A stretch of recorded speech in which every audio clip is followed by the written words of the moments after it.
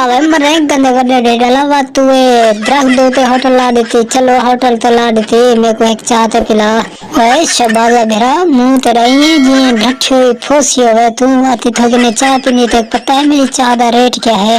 हावे हाँ गंदी वसल दी छिड़ी, मेरे को पता है क्या ये रुपया दो से ब्याह क्या हो से तू सारा इथा के ने कोई स्पेशल खीर दी चाय बड़े बड़े ते काला काला खड़ी।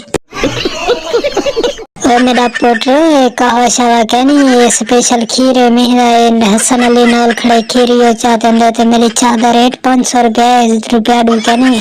मरे ढेड तेरा ये सुजा पर हराम खा खाते तू सिक्ख्या कहने ये क्या है ये शगर तेरा ये सी जे तू यो तो कूड़ मरने से ना ना चाचा शबाजा मैं कूड़ नहीं मरेगा वाकई महंगा खीर 120 रुपए किलो में घिन रखड़ा महंगाई ते ताई कि देवा तू पी 500 दे चाहते कोई पता लगे महंगाई क्या होती है।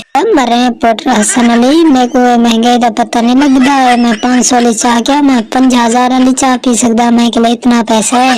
अच्छा अच्छा तेरी गाल सही है तू बाकी पी सकती। चलो ठीक है काट ढूंढी थके ना 500 तक पिलेंगे से। दोस्तों एक फनी वीडियो यहीं को लाइक कर गिनो तो चैनल को सब्सक्राइब कर गिनो। शुक्रिया।